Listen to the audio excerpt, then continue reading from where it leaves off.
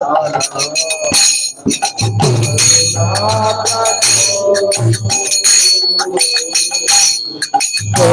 प्रभु कोटा बेला आचार्य ठाकुर ना प्रभु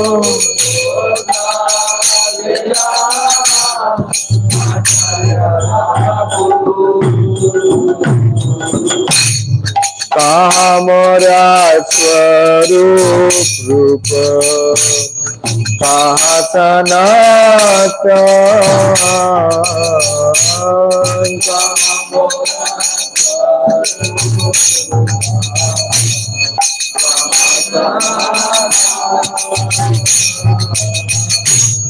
कहाँ दास रघुनाथ पतित पावन कहाँ दास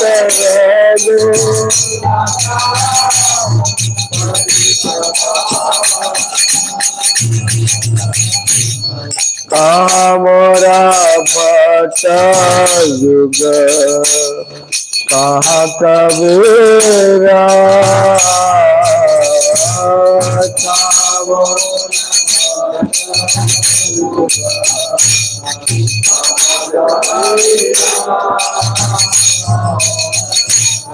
एक काल कोता बेला पर नटर एक काल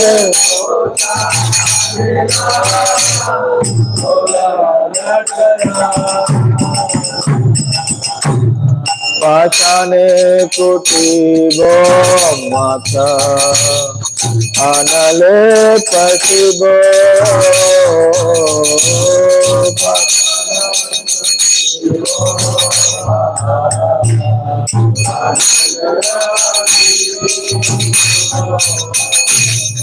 गौरंग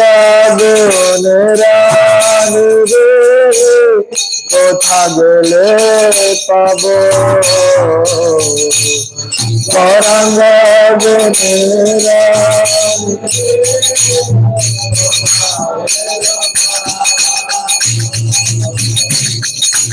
सब संगीरा संग पाइया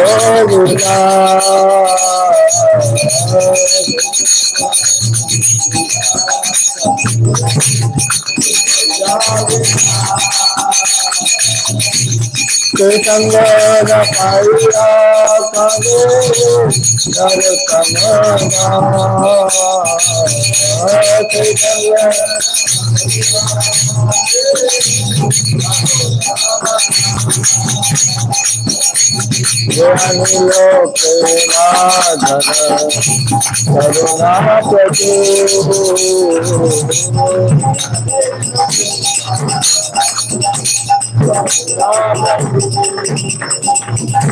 सेना प्रभु कोता बेला आचार्य ठाकुर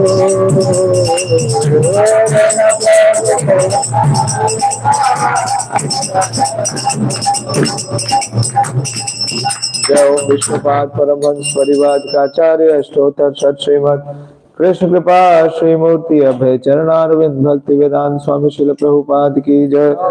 जय ओम विष्णुपाद परमहंस परिवार का आचार्य अष्टोत्तर सत श्रीमद श्री भक्ति सिद्धार्थ ठाकुर गोस्वामी महाराज प्रभुपाद की जय। अनंत कोटि वैष्णव वृंद की जय। नामाचार्य श्री हरिदास ठाकुर की जय।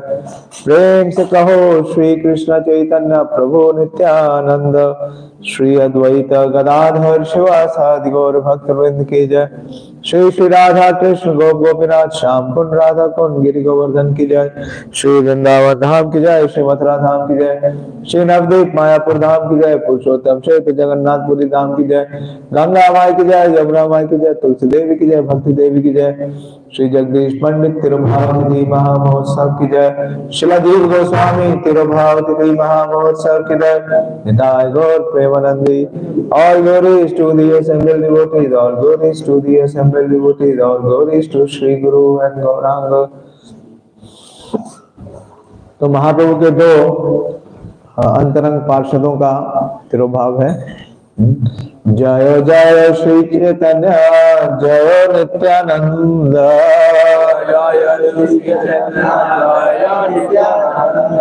जय अद्वैत चंद्र जय गौर भक्त वृंदा, जय जय श्री चैतन्य जय नित्यानंद, जय अद्वैत चंद्र जय गौर भक्त वृंदा, जय जय श्री चैतन्य जय नित्यानंद, जय अद्वैत चंद्र जय गौर भक्त वृंदा।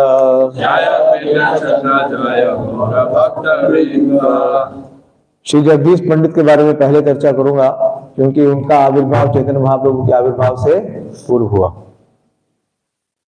और नाम संकीर्तन करने का सबसे पहले आदेश महाप्रभु ने किसी को दिया तो वो श्री जगदीश पंडित थे। तो उनके बारे में चैतन्य चरितामृत में बहुत ही विशेष प्रस्तुतिकरण किया है श्रील कृष्णदास कविराज गोस्वामी ने।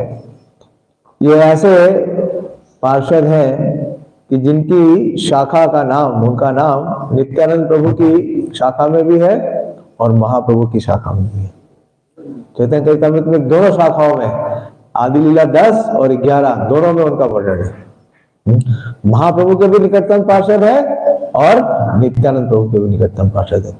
तो आदि लीला आप बोर्ड पे दिखा सकते हैं, आदि लीला अध्याय 11 और ये प्यार संख्या है 30, बहुत ही विशेष है। इसको आप मेरे पीछे दोहरा सकते हैं। आदि लीला अध्याय 11, आदि लीला का अध्याय 11 और प्यार संख्या है 30। जगदीश पंडित होए जगत पावन,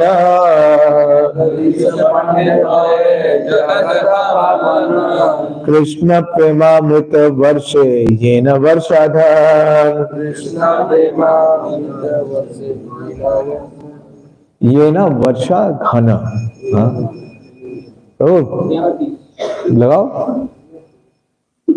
जगदीश पंडित होए जगत पावन,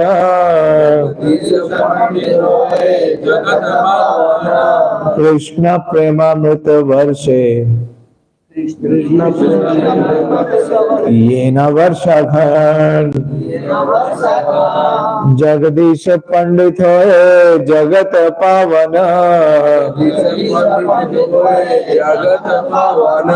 कृष्ण प्रेमामृत वर्षे ये न वर्ष, कृष्ण प्रेमामृत वर्षे ये न वर्षा घन।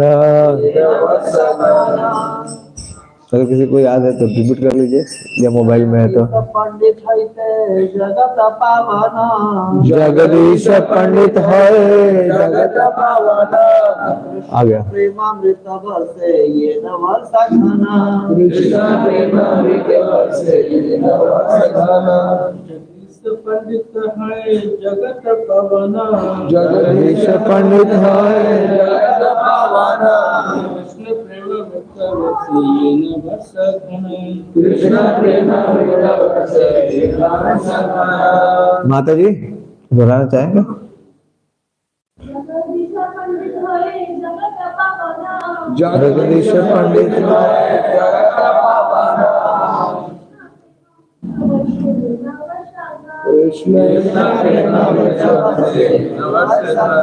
इसका अनुवाद और तात्पर्य श्रील प्रभुपाद जी के तात्पर्य से ही प्रस्तुत करूंगा। नित्यानंद के अनुयायियों की 15वीं शाखा जगदीश पंडित संपूर्ण जगत के उद्धारक थे। जगदीश पंडित हुए जगत पावन। इतनी शक्ति है कि वो पूरे जगत का उद्धार कर सकते हैं अकेले, ऐसे पार्षद। इसलिए कहते हैं जगदीश पंडित संपूर्ण जगत के उद्धारक थे। उनसे कृष्ण प्रेम भक्ति की बौछार ऐसी बहती थी मानो बरसात की झड़ी लगी। दोहराइए। नित्यानंद के अनुयायियों की 15वीं शाखा जगदीश पंडित संपूर्ण जगत के उद्धारक थे। उनसे कृष्ण प्रेम भक्ति की बौछार ऐसे बहती थी मानो बरसात की झड़ी लगी हो। ऐसे प्रेम का क्या करते थे? हाँ, वो प्रकाश करते थे। तात्पर्य, श्रील भक्ति सिद्धांत सरस्वती ठाकुर अपने अनुभाष्य में लिखते हैं, चैतन्य भागवत आदि खंड अध्याय 6 तथा श्री चैतन्य चरितामृत आदि लीला अध्याय 14 में जगदीश पंडित विषयक विवरण प्राप्त है।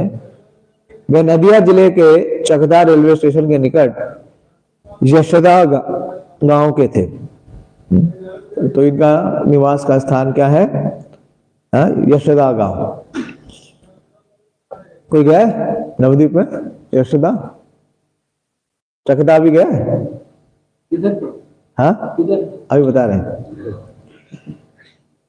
नदिया जिले में चकदा रेलवे स्टेशन है। नदिया जिले में बहुत सारे रेलवे स्टेशन है ना, तो उसी में से एक चकदा भी है।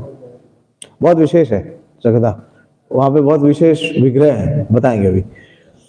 उनके पिता श्री कमलाक्ष भट्ट नारायण के पुत्र थे।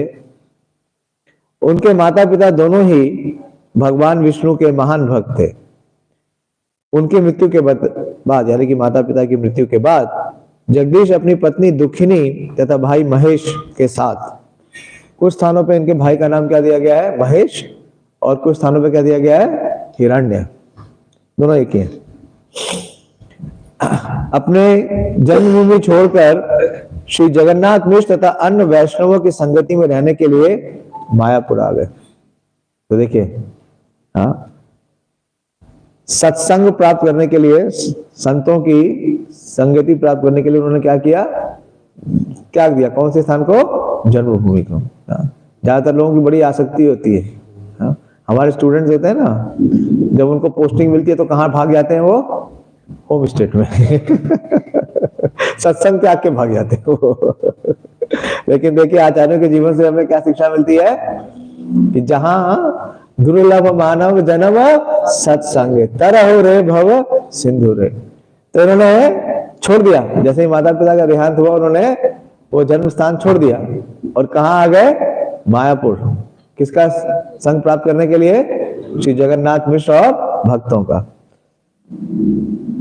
अपनी पत्नी दुखनी तथा भाई महेश के साथ अपनी जन्मभूमि छोड़कर जगन्नाथ मिश्र तथा अन्य वैष्णवों की संगति में रहने के लिए श्री मायापुर आ गए।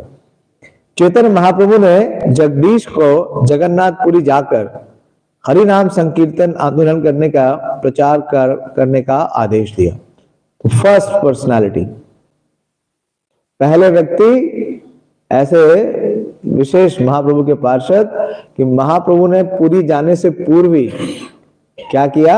हरिनाम संकीर्तन का प्रवर्तन किया। और किसके माध्यम से किया? श्री जगदीश पंडित। ऐसे ही महाप्रभु की लीला में महाप्रभु वृंदावन आने से पूर्व अपने एक पार्षद को वृंदावन भेजते हैं। कौन? हाँ, श्री लोकनाथ गोस्वामी और उनके साथ श्री भूगर्भ, संन्यास लेने से पूर्व ही उनको जाकर के बोलते हैं कि आप जाओ। तो आप देखते हैं ना, जब भी अगर किसी विशेष व्यक्ति को आना होता है तो उनके आने से पहले कौन आते हैं? हाँ, उनके पार्षद। अब अगर आप ओपनिंग के लिए मोदी जी को यहाँ बुलाएंगे तो मोदी जी आएंगे, उससे पहले उनकी क्या आने लगेगी? उनकी सिक्योरिटी फोर्स आने लगेगी, है ना, उनके लोग आने लगेंगे। अभी मोदी जी आए थे हमारे मंदिर में, जब वो भगवत गीता का अनावरण किए थे, तो कई दिन पहले से ही उनके लोग आने लगते हैं। तो इसका मतलब क्या है? संकेत क्या है कि मोदी आएंगे। तो महाप्रभु ने पूरी जाने से पूर्व ही, देखिए, महाप्रभु संन्यास लेके पूरी जाएंगे, कितने लोगों को बताया? बहुत कम लोगों को बताया। लेकिन जगदीश पंडित जी को विशेष सशक्तिकरण दिया कि आप जाके क्या करो? वहां पे हरिनाम करो। और महाप्रभु स्वयं आएंगे, वहां हरिनाम करेंगे। लेकिन सबसे पहले जाने वाले जो पार्षद हैं वो कौन है? श्री जगदीश पंडित। तो चैतन्य महाप्रभु ने जगदीश को जगन्नाथपुरी जाकर हरिनाम कीर्तन आंदोलन का प्रचार करने का आदेश दिया। और जगन्नाथपुरी से लौटने के बाद उन्होंने जगन्नाथ भगवान के आदेश से यशोदा ग्राम में जगन्नाथ के अर्च विग्रहों की स्थापना की। देखिए बहुत विशेष तत्व है, जय गौरा से ही कृष्णा से ही जगन्नाथ। इसका प्रकाश सबसे पहले किसको किया? जगदीश पंडित को। जगत, जगदीश और जगन्नाथ, जगत, जगदीश और जगन्नाथ, तो बहुत विशेष भक्त हैं। कहा जाता है कि जगदीश पंडित जगन्नाथ के भारी अर्च विग्रह को एक लाठी में बांधकर यशोदा ग्राम तक ले आए। तो सबसे पहले ही पुरी के बाहर की रथ यात्रा भी इधर ही है। किसने की? जगदीश पंडित ने। और रथ क्या बना भगवान का? जगदीश पंडित की लाठी। जगन्नाथ जी उनकी लाठी में बंद करे आ गए। आज भी पुजारी के मंदिर के पुजारी उस लाठी को दिखलाते हैं जिसका उपयोग जगदीश पंडित द्वारा जगन्नाथ जी के अर्च विग्रह को लाने के लिए किया गया था। ओम अज्ञान तिमिरन्धस्य ज्ञानांजना शलाकया चक्षुरुन्मीलितं येन तस्मै श्री गुरुवे नमः। श्री चैतन्य मनोभीष्टं स्थापितं येन भूतले स्वयं रूप कदा मह्यं ददाति स्वपदान्तिकं। वन्देऽहं श्रीगुरो श्रीयुतपदकमलं श्रीगुरून् वैष्णवांश्च श्रीरूपं साग्रजातं सहगण रघुनाथान्वितं तं सजीवं साद्वैतं सावधूतं परिजनसहितं कृष्ण चैतन्य देवं श्री राधा कृष्ण पादान् सहगण ललिता श्री विशाखान्वितंश्च। हे कृष्णा करुणा सिंधु दीनबंधु जगत्पते गोपेश गोपिका कांत राधा कांत नमोस्तुते। तात कांचन गौरांगी राधे वृंदावनेश्वरी वृषभानुसुते देवी प्रणमामि हरिप्रिये। वांछा कल्पतरुभ्यश्च कृपा सिन्धुभ्येव च पतितानां पावनेभ्यो वैष्णवेभ्यो नमो नमः। जय श्री कृष्ण चैतन्य प्रभु नित्यानंद श्री अद्वैत गदाधर शिवासादि गौर भक्त वृंद। हरे कृष्णा कृष्णा कृष्णा हरे हरे, हरे राम राम राम हरे हरे। नमो विष्णुपादाय कृष्ण प्रेष्ठाय भूतले श्रीमते भक्ति वेदांत स्वामिनिति नामिने। नमस्ते सारस्वते देवे गौरवाणी प्रचारिणे निर्विशेष शून्यवादी आशातदेशितानिने। हरे कृष्ण। तो आज तिरुभाव महोत्सव दो आचार्यों का, और तिरुभाव और आविर्भाव दोनों ही विशेष हैं, क्योंकि तिरुभाव और आविर्भाव के दिन हम उन वैष्णवों का जो मेन योगदान है, जो उनकी शिक्षाएं हैं और उनके जीवन चरित्र से हमें भक्ति में आगे बढ़ने की प्रेरणा मिलती है। श्रीला नरोत्तम दास ठाकुर अपने प्रार्थना में बहुत सुंदर ये वैष्णव महिमा दे रहे हैं। नरोत्तम दास ठाकुर की प्रार्थनाएं और प्रार्थना में वैष्णव महिमा, कि वैष्णव की महिमा क्यों करनी चाहिए, उसका क्या लाभ है, बहुत विशेष बात बोलते हैं। ठाकुर वैष्णव पदे अवनिरसु संपद सुनो भाई यहाँ होई एक मन। आश्रय भजे तारे कृष्ण नहीं तदे और सब मरे आकार। तो बोल रहे हैं कि ठाकुर वैष्णव पाद अवनीर सुसंपद, कि जिसके सबसे बड़ी संपद, सबसे बड़ा धन क्या है? वैष्णवों का चरण। तो ऐसा व्यक्ति जिसका जो इस भौतिक संसार में है, इस मृत्यु जगत में है, लेकिन उसकी संपत्ति क्या है? साधारण धन धान्य नहीं है, उसकी संपत्ति है वैष्णवों की चरण रेणु या वैष्णव पद। तो बोल रहे हैं सुनो भाई होए एक मन, और उसका मन क्या है, जो वैष्णव है उनमें एकाग्र हो गया है, वो उनका आश्रय लिया है। आश्रय लय भजे तारे, और आश्रय लेकर क्या करता है, उनकी महिमा करता है, उनका गुणगान करता है, उनका भजन करता है। तो इसका इफेक्ट क्या होता है, इसका परिणाम क्या होता है? पहला बोलते हैं कृष्ण नाही तजे। कृष्ण सब कुछ छोड़ सकते हैं, लेकिन ऐसे व्यक्ति को नहीं छोड़ेंगे जो वैष्णवों का भजन करता है, जिसने वैष्णवों का आश्रय लिया है। हाँ, तो हमारे भजन में तो दम है नहीं कि हम कृष्ण को पकड़ के रख सके या कृष्ण हमें पकड़े, लेकिन अगर हम वैष्णवों के चरण पकड़ेंगे तो कृष्ण हमें नहीं त्यागेंगे, कभी नहीं त्यागेंगे। कृष्ण नाही त्याजे और सब मरे अकारण, और बाकी सब लोगों की इस संसार में क्या होने वाली है, निश्चय मृत्यु होने वाली है। तो जरूर हमें आज के दिन इन आचार्यों के बारे में गुणगान करना चाहिए, श्रवण करना चाहिए, उनका गुणगान का वर्णन करना चाहिए। तो श्री जगदीश पंडित जी का आविर्भाव चैतन्य महाप्रभु के आविर्भाव के पूर्ण है।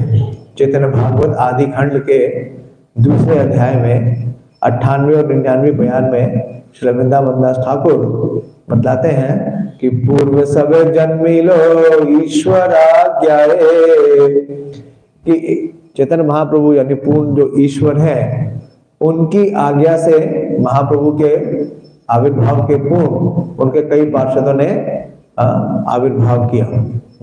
उसमें क्या क्या नाम देते हैं, वो नाम देते हैं विशेष रूप से जगन्नाथ मिश्र, स्वाभाविक है, उनके पिता हैं, तो उनका तो आविर्भाव पूर्ण हो गई। फिर श्री चंद्रशेखर, चंद्रशेखर जी जानते हैं कौन है? हाँ, कौन है वो? हाँ, भगवान के मौसा जी है, क्योंकि उस स्थान को क्या बोलते हैं, मौसेर बाड़ी, जो आज अभी वर्तमान में क्या है, चैतन्य मठ, गौड़ीय मठ। तो इस प्रकार से उन नामों में जो वर्णन किया है श्री वृंदावन दास ठाकुर ने, उसमें मुरारी गुप्त है, श्री जगदीश पंडित भी है, और इनका जो जन्म स्थान है, जैसे अभी बताया, इनका जन्म स्थान नवदीप नहीं है, मायापुर नहीं है, वो स्थान क्या है, वो आसाम में है, प्रज्योतिषपुर, हाँ, और जिसको वर्तमान में आजकल में कहते हैं गुवाहाटी। और इनके माता पिता दोनों भगवान विष्णु के भक्त हैं, और जब उनका देह का त्याग होता है तो ये अपनी पत्नी दुखनी देवी और अपने भ्राता महेश यानी हिरण्य पंडित के साथ ये कहाँ आते हैं, श्रील भक्ति सिद्धांत सूरी ठाकुर अपने अनुभाष्य में लिखते हैं कि इनका जो स्थान था निवास का, वो था गोद्रुम द्वीप। गोद्रुम द्वीप जानते हैं, गए आप लोग मायापुर? तो गोद्रुम द्वीप जाने के लिए क्या करना पड़ता है, गंगा पार करनी पड़ती है।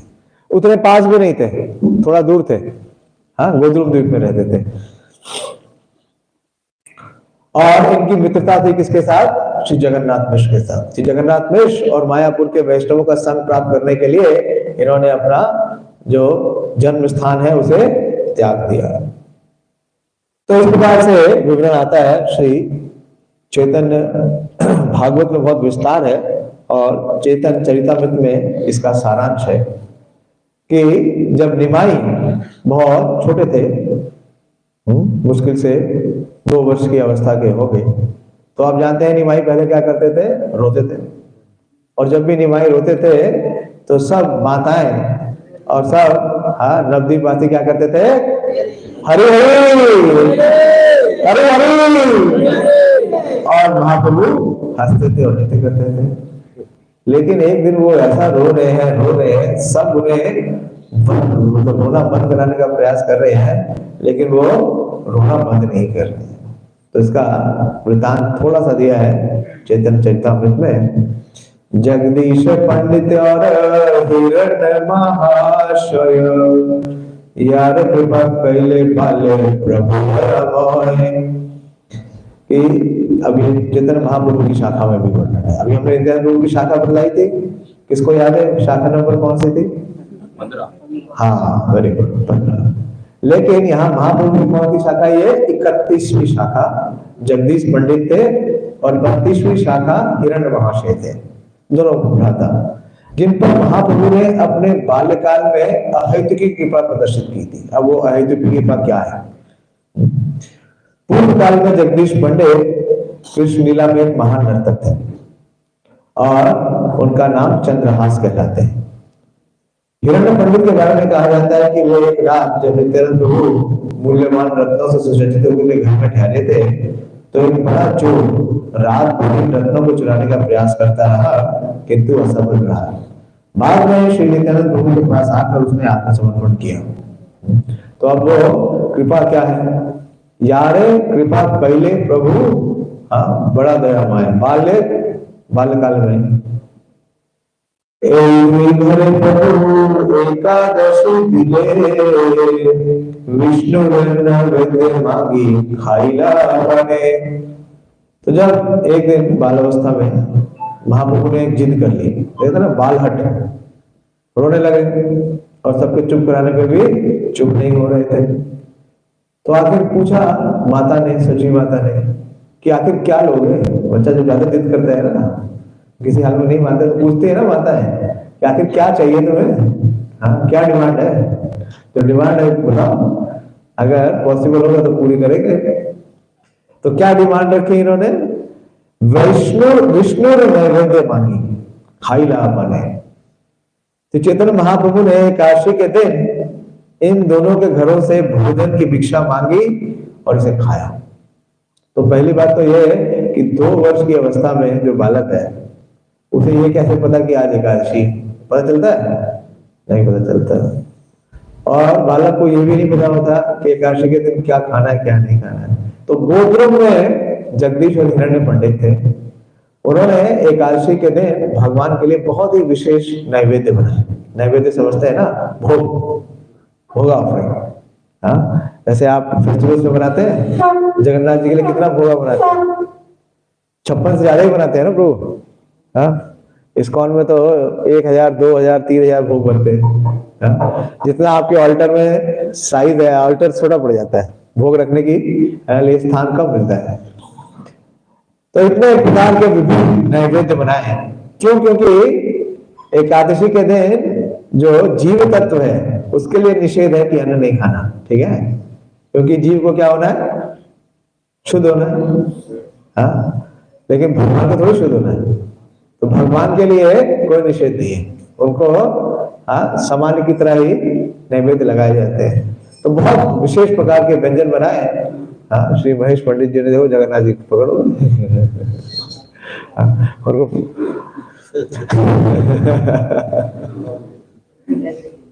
हाँ, नैवेद्य चाहिए।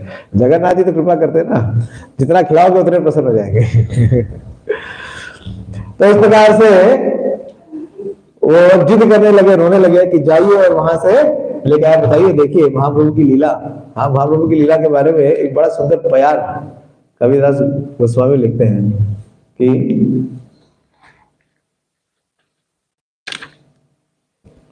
अद्भुत लीला करते हैं महाप्रभु। हाँ, अद्भुत करे न क्रीड़ा श्री गौर सुंदर,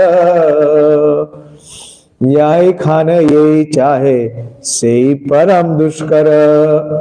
तो महाप्रभु क्या करते हैं? अद्भुत करे ना क्रीड़ा, क्रीड़ा समझते हैं ना, खेल। हाँ, श्री गौर सुंदर कि यही खाना यही चाहे। तो कभी कभी कैसे डिमांड करते हैं? सही परम दुष्कर। अभी आप देखेंगे कि थोड़े दिनों के बाद ही महाप्रभु अपनी सची माता से बोलेंगे कि मुझे एक भिक्षा दे दो। और भिक्षा क्या मांगेंगे? कि एकादशी के दिन अन्न ना खाइबे। और खुद क्या कर रहे हैं? बोले जाओ और हिरण्य और जगदीश पंडित के यहाँ जितना नैवेद्य बना है वो ले आओ, मैं खाऊंगा। वास्तव में इस लीला के पीछे जो प्रेम है उसका क्या है? आस्वादन है। क्योंकि जगदीश पंडित ने इतने प्रेम से बनाया और भगवान को भोग लगाया, तो निश्चित रूप से भगवान क्या करेंगे? खाएंगे। भगवान क्या कहते हैं? पत्रम पुष्पम फलम तो यो में भक्त्या प्रयच्छति तद हम भक्ति उपृतम अश्नामि प्रियतात्मना। तो उसमें भक्ति शब्द कितनी बार है? 2 बार है। और श्री विश्वनाथ चक्रवर्ती ठाकुर अपनी टीका में लिखते हैं कि क्या भगवान क्या बोल रहे हैं वो खाएंगे, तो क्या वो पुष्प भी खाएंगे क्या? बोले हाँ खाएंगे। हाँ वो पत्र भी खाएंगे क्या? हाँ खाएंगे। क्यों? क्योंकि किससे दिया गया है? प्रेम से। तो नैवेद्य क्यों नहीं खाएंगे? इसलिए अगर आपने प्रेम से भगवान के लिए बनाया है तो निश्चित रूप से भगवान उसे खाते हैं। लेकिन भगवान हमारी तरह नहीं खाते ना। हम तो क्या समझते हैं कि अगर हम खाएंगे तो वो समाप्त हो जाएगा। भगवान अपने नेत्रों से खाते हैं और उसे बढ़ा देते हैं। उस नैवेद्य को बढ़ा देते हैं कैसे? उसमें अपनी कृपा मिला के, हाँ, उसमें अपनी करुणा मिला के। तो इस प्रकार से ये बहुत विशेष लीला हुई।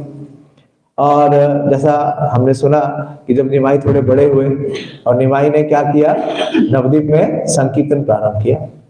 और नवद्वीप में जब उन्होंने संकीर्तन प्रारंभ किया तो महाप्रभु तो क्या करते हैं, हाँ, महाप्रभु त्रिकालदर्शी हैं, उन्हें तो पता था उनकी क्या लीला है।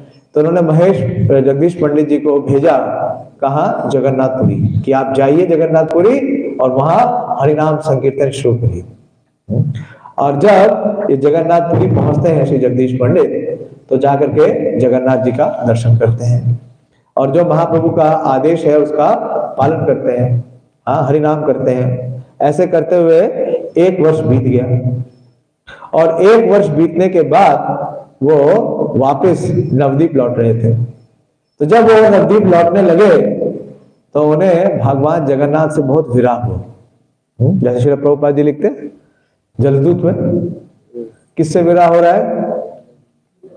हाँ, राधा दामोदर जी से विराह हो रहा है, हाँ, वृंदावन से विराह हो रहा है।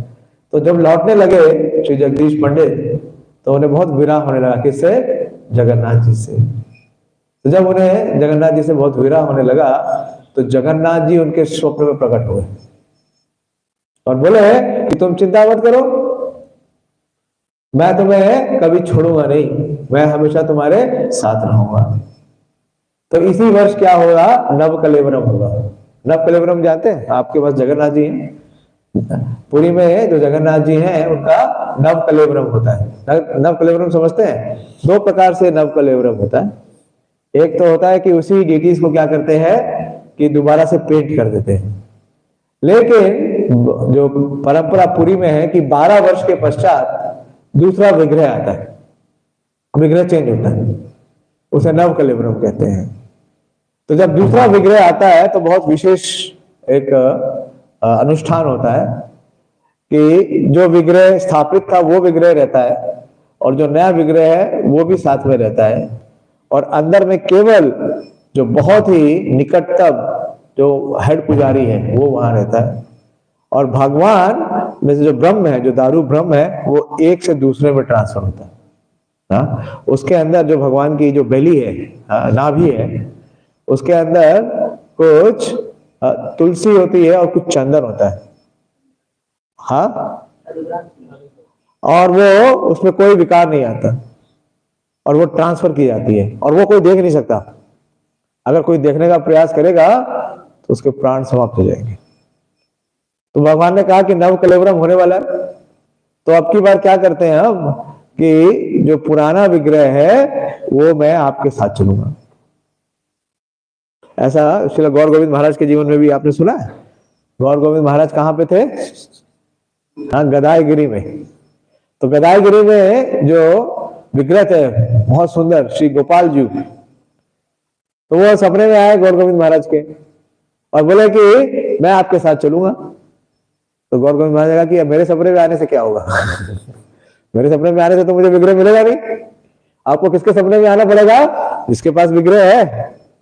अगर आप उसके सपने में आके उसे आदेश देंगे तभी तो वो मुझे देगा, वरना मुझे देगा कहां? तो ऐसा ही श्री जगदीश पंडित के साथ तो भगवान आ गए, लेकिन भगवान अगले दिन जो पुरी के राजा हैं, हाँ, गजपति, उनके सपने में आए और उन्हें आदेश दिया कि अब की बार जब नव कलेवरम होगा तो जो मेरा विग्रह है वो मेरे भक्त जगदीश को देना। नहीं तो परंपरा जानते हैं क्या है? बताइए। हाँ, कौन सा वैकुंठ है वो? कैवल्य वैकुंठ। कैवल्य वैकुंठ है। अब आप पुरी में जाओगे तो स्थान देखना ध्यान से कि कौन सा स्थान है, कहाँ पे भगवान जगन्नाथ, हाँ, को समाधि दी जाती है। कैवल्य वैकुंठ है। तो वो समाधिस्थ विग्रह। तो अब की बात भगवान क्या होंगे, समाधि नहीं लेंगे। भगवान किसके साथ जाएंगे, जगदीश पंडित जी के साथ। तो चलिए यहां तक तो सुलझ गया मामला। भगवान राजा के स्वप्न में भी आ गए, जगदीश पंडित के भी स्वप्न में भी आ गए। लेकिन जगन्नाथपुरी के जगन्नाथ जी का देखा है आपने, कितने बड़े हैं? आपका जितना बड़ा ऑल्टर है उससे बड़े होंगे, उतने बड़े हैं। और आपने देखा कितने लोगों को मिलकर उठाते हैं जब वो रथ यात्रा के लिए जाते हैं, क्या कहते हैं, पांडु विजय। पांडु विजय के लिए जाते हैं तो आपने देखा कितने पुंडे मिलकर उठाते हैं, तो भी संभाल नहीं पाते हैं।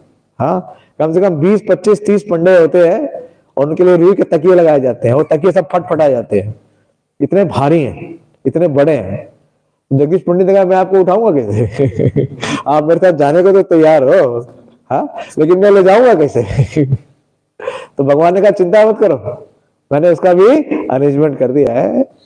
तुम अपनी एक लाठी में मुझे बांध लेना, अपनी लाठी में बांध लेना, और मैं इतना हल्का हो जाऊंगा जैसे कि एक कॉर्क समझते हैं ना, हाँ, उतना। और तुम जब जब चलोगे मैं तुम्हारे साथ चलूंगा, लेकिन एक और शर्त रखी कि जहां तुम मुझे उतार दोगे उसके बाद मैं नहीं चलूंगा। ऐसा प्रसंग और भी सुनते हैं आप? हाँ हाँ, गोवर्धन, गिरिराज गोवर्धन, साक्षी गोपाल, गिरिराज गोवर्धन। तो कौन कहता है भगवान चलते नहीं, हाँ, लेकिन हम जगदीश पंडित की तरह उन्हें चलाते नहीं तो इस प्रकार से भगवान चलते हैं, कहां से, जगन्नाथपुरी से, और उनके साथ 2 ब्राह्मण भी आते हैं। और चलते चलते वो स्थान पे आए जो स्थान है यशोदा ग्राम, यशोदा ग्राम। बहुत ही रमणीय स्थान है और ये स्थान बहुत फेमस है क्योंकि पूर्व में यहाँ पे 2 बहुत विशेष प्रसंग हुए। पहला प्रसंग तो ये कि भगवान के जो पुत्र है प्रद्युम्न, द्वापर में, तो प्रद्युम्न यहाँ पे आए थे, प्रद्युम्न जी यहाँ पे आए थे और उन्होंने एक असुर का संहार किया था। सांबर करके एक असुर था, उसका यहाँ पे उन्होंने संहार किया, तो इस स्थान का नाम बन गया प्रद्युम्न नगर। लेकिन उससे भी पूर्व, हाँ, सतयुग में जब महाराज भगीरथ ने तपस्या की और भागीरथी गंगा जी को इस धरती पे लेके आए, तो जब उनका रथ इस स्थान तक आया तो उनके रथ का पहिया फंस गया और आगे नहीं बढ़ा, और इसी स्थान पे उस रथ के पहिया को भी समाधि दी गई। तो रथ के पहिए को क्या कहते हैं, चक्र, और दाह का मतलब क्या है, जहां पे उसको समाधि दी गई, दफनाया गया, तो इस स्थान का नाम क्या बन गया, चक्रदाह। लेकिन बाद में स्लैंग समझते हैं ना, स्लैंग, उसका विकार हो गया, वो चक्रदाह से क्या बन गया, चकदाह। और ये जगन्नाथ जी वहीं पे विराजित है। अभी तक महाप्रभु ने संन्यास नहीं लिया, ऐसा हो गया, ये पहले चले गए, पूरी हरिनाम का संकीर्तन करने लगे, जगन्नाथ जी को ले आए। जब जगन्नाथ जी को ले आए तो थोड़े ही दिनों में महाप्रभु और नित्यानंद प्रभु दोनों उनके घर आए, दोनों पहुंच गए और यहाँ पे बड़ा संकीर्तन किया, उत्सव किया। महाप्रभु नित्यानंद प्रभु दोनों ने खूब बड़ा संकीर्तन किया, खूब कीर्तन किया और बहुत बड़ा प्रसाद अनुष्ठान किया। और महाप्रभु ने बता दिया कि अब मैं कहाँ जा रहा हूँ, पूरी संन्यास लेने, क्योंकि जो कार्य उन्हें करना था उससे पूर्व उन्होंने जगदीश जी को यह निमित्त बताया। तो जब वो जाने लगे तो जो जगदीश जी की भार्या हैं दुखनी देवी, वो बहुत रोने लगी। हाँ, जैसे कुंती माता है ना, जब भगवान द्वारका से जाने लगे, द्वारका की ओर जाने लगे हस्तिनापुर से, तो कुंती देवी प्रार्थना करती है, बहुत रोने लगी, प्रार्थना करने लगी। तो महाप्रभु ने अपना एक विग्रह बना के उन्हें दिया। वो विग्रह आज भी है, आप अगर चकदा जाएंगे तो वो विग्रह अभी भी है, हाँ, गौर गोपाल डेटीज। इस प्रकार से ये बहुत विशेष है कि जगदीश पंडित, क्योंकि इनको महाप्रभु की सबसे विशेष कृपा प्राप्त थी। महाप्रभु ने इनका बनाया हुआ नैवेद्य खुद स्वीकार किया। तो महाप्रभु ऐसी लीला करते हैं, वो ज्यादातर तो कौन से भेष में रहते हैं, भक्त के रूप में, लेकिन कभी कभी भगवान का जो आवेश है उसका भी प्रकाश करते हैं अपने अंतरंग पार्षदों के साथ। और जगदीश पंडित जी बहुत विशेष है, क्योंकि इनके साथ जगन्नाथ जी पूरी छोड़ के आए। हाँ, वो मंदिर अभी भी है।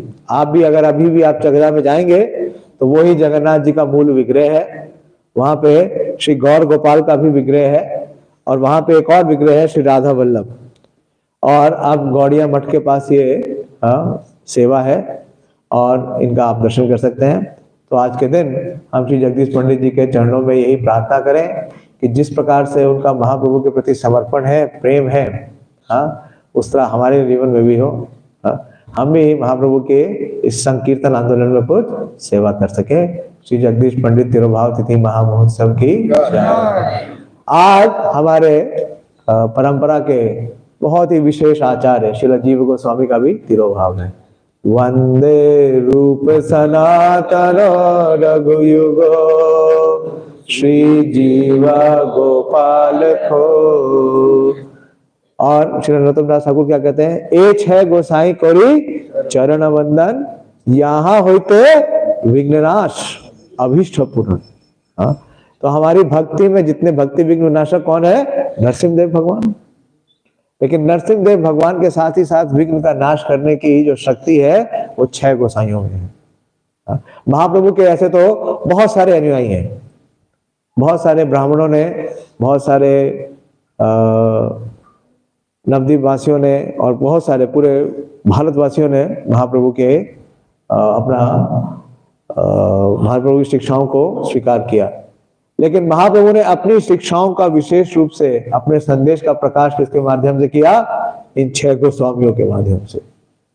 और विशेष रूप से श्रील जीव गोस्वामी के बारे में हमारे संस्थापक आचार्य श्रील प्रभुपाद जी बोलते हैं कि अभी तक आधुनिक इस इतिहास में जितने भी स्कॉलर्स हुए हैं वो सारे स्कॉलर्स में सबसे अग्रणी, सबसे प्रमुख स्कॉलर कौन है? श्रील जीव गोस्वामी। क्योंकि जितनी उनकी दक्षता है संस्कृत में और दर्शन में, वैसा आज तक एक भी व्यक्ति नहीं हुआ। इतने बड़े विद्वान हैं श्रील जीव गोस्वामी। प्रभुपाद हमेशा बोलते थे कि दो व्यक्ति बहुत विशेष हैं हमारी आचार्य परंपरा में। पहले कौन है? श्रील जीव गोस्वामी और दूसरे श्रील भक्ति सिद्धांत सरस्वती ठाकुर। तो प्रभुपाद जी बोलते हैं कि अगर आप प्रभुपाद जी का प्रस्तुतिकरण देखें, अगर श्रीमद् भागवतम देखेंगे तो श्रीमद् भागवतम का पहला स्कंद का पहला श्लोक जन्मादि यस्य यतः, तो उसमें श्रील प्रभुपाद जी इस बात को प्रमाणित करते हैं अपनी टीका में। प्रभुपाद जी बोलते हैं कि श्रील जीव गोस्वामी के द्वारा जो प्रस्तुत किया गया कृष्ण संदर्भ है, उससे यह सिद्ध होता है कि जो व्यासदेव ने कहा है कि जो कृष्ण क्या है? वो supreme personality of godhead. Krishna is the supreme personality, he is the original personality. और बाकी जितने भी हैं वो सब क्या है? उनके अंश है और कला है। तो ये पहला कि किस प्रकार से कृष्ण क्या है? वो फाउंटेन हेड है। दूसरा, भागवतम का सबसे इंपॉर्टेंट श्लोक क्या है? भागवतम का परिभाषा सूत्र क्या है? हाँ, एते चांश कला पुंसा कृष्णस्तु भगवान स्वयं। तो अगर आप प्रभुपाद जी की कमेंट्री ध्यान से सुनेंगे या पढ़ेंगे तो उसमें भी श्रील प्रभुपाद जी किसको कोट करते हैं? श्रील जीव गोस्वामी को कोट करते हैं। हाँ, किसके लिए? भगवान स्वयं। कि भगवान जो स्वयं है, इसका निरूपण श्रील जीव गोस्वामी ने किया है। और भगवान सभी के कारण है, लेकिन भगवान का कोई कारण नहीं है, वो स्वयं कारण है। तो इस प्रकार से अगर आप ध्यान से पढ़ेंगे प्रभुपाद जी के तात्पर्य, प्रभुपाद जी सब जगह श्रील जीव गोस्वामी का निरूपण करते हैं। और एक सबसे विशेष बात कि भगवान क्या है? अद्वैतम अच्युतम अनादिम अनंत रूपम। तो भगवान क्या है? इनकंसीवेबल है। भगवान अचिंत्य है। तो जब तक आप इस बात को नहीं समझेंगे कि भगवान क्या है? अचिंत्य। अचिंत्य का मतलब क्या है? भौतिक बुद्धि और भौतिक इंद्रियों के परे है। तो इस बात को भी कैसे प्रमाणित करते हैं? श्रील जीव गोस्वामी से। और श्रील जीव गोस्वामी बहुत ही सुंदर भगवान की व्याख्या करते हैं। अगर आप प्रभुपाद जी के तात्पर्य पढ़ेंगे आदि लीला 2 अध्याय और 10वां स्कंद, तो भगवान शब्द का बड़ा सुंदर व्याख्या है। और ये व्याख्या किस पे आधारित है? श्रील जीव गोस्वामी की व्याख्या के ऊपर। हम सब जानते हैं, हम लोग भगवान की व्याख्या कैसे करते हैं? ये जो षड ऐश्वर्य है, ईश्वर समाग्रस्य वीरस्य यशस्य, ये तो पराशर मुनि ने दिया। लेकिन श्रील जीव गोस्वामी ने भी बहुत सुंदर व्याख्या की है कि भ का मतलब क्या है? भ का मतलब है जो सस्टेनर और प्रोटेक्टर है। ग का मतलब क्या है? जो क्रिएटर है और जो लीडर है। और व का मतलब क्या है? जो अपने सारे भक्तों का पोषण करते हैं, सुरक्षा करते हैं। तो इस प्रकार से आप कहीं भी देखिए, जितने भी तत्व हैं, कौन सा तत्व? भगवत तत्व, ईश तत्व, भक्ति तत्व, प्रकृति तत्व, इसका विवरण कौन दे रहा है? श्रील जीव गोस्वामी। और जीव गोस्वामी जैसा कोई स्कॉलर इसलिए नहीं है क्योंकि श्रील जीव गोस्वामी ने स्वयं से 4 लाख श्लोकों का निर्माण किया, अनुवाद नहीं, निर्माण किया। और अगर आप व्यासदेव से भी, ऐसा कोई है ही नहीं जिसने 4 लाख श्लोकों का निर्माण किया। और ये 4 लाख के 4 लाख श्लोक भगवान श्री कृष्ण के गुणगान में है, शुद्ध भक्ति के लिए, उनके गुणगान के लिए। तो कई आचार्य ये विवरण देते हैं कि व्यासदेव ने तो बहुत सारे श्लोक लिखे, लेकिन उनके 4 लाख श्लोक भगवान की महिमा के लिए नहीं है। उन्होंने तो बहुत सारे वेद और पुराण दिए, और उन वेद और पुराण में क्या लिखा हुआ है? कौन सा कांड है? कर्म कांड है। 96% ऑफ द वेद में क्या है? कर्म कांड है। तो इसलिए जो दक्षता श्रील जीव गोस्वामी की है, वो दक्षता पृथ्वी पे किसी की हुई नहीं, ना भूतो ना भविष्यति, इतने विशेष हैं। और ये सबसे छोटे हैं 6 गोस्वामियों में। तो इनका आविर्भाव का समय निश्चित नहीं है, लेकिन अनुमान के अनुसार इनका आविर्भाव का समय 1512 के लगभग है। महाप्रभु ने संन्यास कब लिया? नहीं, महाप्रभु ने संन्यास कब लिया? 1510 में। और महाप्रभु ने संन्यास लेने के बाद महाप्रभु की सबसे पहले इच्छा क्या थी? कहाँ जाने की? वृंदावन। लेकिन महाप्रभु का पहले दोनों अटेम्प्ट क्या हो गया? फेल हो गया। और तीसरे अटेम्प्ट में जब महाप्रभु वृंदावन के लिए निकलते हैं तो कहाँ पहुंचते हैं? राम के लिए। और जब 1514 में महाप्रभु राम के लिए जाते हैं और वहां पे श्रील रूप और सनातन गोस्वामी का उद्धार करते हैं। तो भक्ति रत्नाकर एक ग्रंथ है जिसमें इसका वर्णन है, महाप्रभु का जो मिलन है श्रील रूप सनातन गोस्वामी और जीव गोस्वामी जो है, रूप और सनातन गोस्वामी 3 भाइयों का विवरण आता है कि सबसे बड़े कौन थे? सनातन गोस्वामी और उनके अनुज रूप गोस्वामी। लेकिन इनके अलावा भी इनके एक और छोटे भाई थे अनुज, जिनका नाम क्या था? अनुपम तो महाप्रभु ने दिया, वल्लभ या अनुपम गोस्वामी। तो अनुपम गोस्वामी के जो पुत्र हैं वो है जीव गोस्वामी। तो 1514 में जब महाप्रभु राम के लिए आए तो भक्ति रत्नाकर में ये वर्णन आता है कि इन चारों ने महाप्रभु का दर्शन प्राप्त किया। इन चारों ने, श्री सनातन गोस्वामी, श्री रूप गोस्वामी, श्री अनुपम गोस्वामी और श्री जीव गोस्वामी। लेकिन जीव गोस्वामी उस समय क्या थे? बहुत छोटे बालक थे, बाल्य अवस्था में ही थे। और जब उन्होंने दर्शन किया तो नवदीप धाम महात्म्य शिला भक्ति विनोद ठाकुर लिखते हैं, से काले शिशु आमी सजल नयने हरिलिम गौर रूप सदा जग बने। कि सही काले शिशु आमी, जीव गोस्वामी क्या थे? उस समय शिशु अवस्था में थे। और उन्होंने कैसे महाप्रभु का दर्शन प्राप्त किया? सजल नयने, गौरंगा बोलिते हबे पुलक शरीरा, हरि हरि बोलिते नयन बबनीरा। हम लोग खाली गा ही सकते हैं। लेकिन शिशु अवस्था में भी, हाँ, 2 या 3 वर्ष की अवस्था में भी जब महाप्रभु का उन्होंने दर्शन किया तो उनके नेत्रों से, हाँ, वर्षा की बौछार हो रही थी।